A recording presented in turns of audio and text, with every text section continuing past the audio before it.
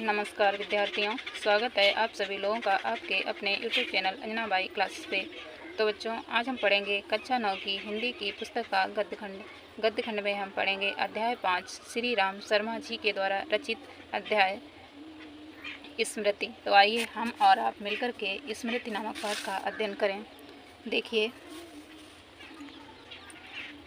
सभी लोग कि सन 1908 ईस्वी की बात है। कब की बात है? सन 1908 ईस्वी की बात है। दिसंबर का आखिरी या जनवरी का प्रारंभ होगा। चिल्ला जाड़ा पड़ रहा था। 2-4 दिन पूर्व बूंदाबांदी हो गई थी। कैसा जाड़ा पड़ रहा था? चिल्ला जाड़ा, यानी कि बहुत सर्दी पड़ रही थी। और 2-4 दिन बीते थे कि क्या हुआ था बच्चों? बूंदाबांदी भी हो गई थी। इसलिए शीत की भयंकरता और भी बढ़ गई थी। इसलिए क्या हो गया था? सर्दी और भी बढ़ गई थी। सायंकाल के 3:30 या 4 बजे होंगे। कई साथियों के साथ मैं झरवेरी के बेर तोड़ तोड़ कर खा रहा था। देखिए, लेखक कहते हैं कि सायंकाल के 3:30 या 4 बजे होंगे। कई साथियों के साथ झरवेरी के बेर तोड़ तोड़ कर खा रहा था कि गांव के पास से एक आदमी ने जोर से पुकारा। कैसे पुकारा? जोर से। और क्या कहा? कि तुम्हारे भाई बुला रहे हैं, शीघ्र ही लौट जाओ। शीघ्र ही मतलब जल्दी ही लौट जाओ। मैं घर को चलने लगा। साथ में छोटा भाई भी था। भाई साहब की मार का डर था, इसलिए सहमा हुआ सा चला जाता था। समझ में नहीं आता था कि कौन सा कसूर बन पड़ा। डरते डरते घर में घुसा। आशंका थी कि बेर खाने के अपराध में ही तो पेशी न हो जाए। पर घर जाकर के देखा। क्या देखा? कि आंगन में भाई साहब को पत्र लिखते पाया। कि भाई साहब क्या कर रहे थे? आंगन में पत्र लिख रहे थे। अब पिटने का भ्रम दूर हुआ।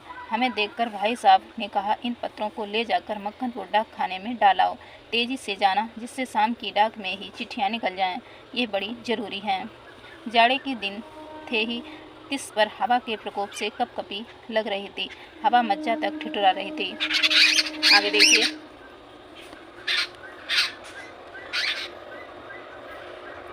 आगे देखिए बच्चों, कैसी थी सर्दी? बहुत तेज़ थी और मज्जा तक ठिठुरा, यानी कि हड्डियां तक ठिठुर रही थी। इसलिए हमने कानों में धोती बांधा। माँ ने भुजाने के लिए थोड़े से चने एक धोती में बांध दिए। हम दोनों भाई अपना अपना डंडा लेकर घर से निकल गए। उस समय बबूल के डंडे से जितना मोह था उतना ही उम्र में राइफल से नहीं। उतना इस उम्र में किससे नहीं? राइफल से नहीं। मेरा डंडा अनेक सांपों के लिए नारायण वाहन हो चुका था।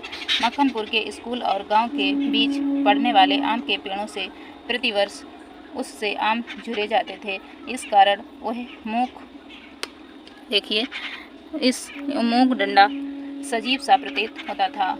मूक का अर्थ है बेटा कि जो नहीं बोल सकता है, और सजीव सा प्रतीत होता था क्योंकि उससे कई एक सांपों को मार चुके थे। प्रसन्न वदन हम दोनों मक्खनपुर की ओर तेजी से बढ़ने लगे। चिट्ठियों को मैंने टोपी में रख लिया क्योंकि कुर्ते में जेबें ना थीं। आगे देखो फिर क्या हुआ।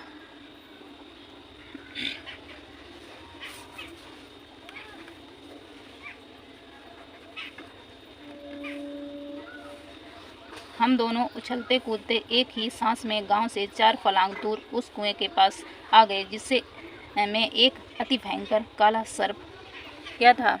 काला सर्प पड़ा हुआ था। कुआं कच्चा था और 24 हाथ यानी कि 36 फीट गहरा था। उसमें पानी ना था। उसमें ना जाने सांप कैसे गिर गया था। जिस कारण, देखो बेटा, कुछ भी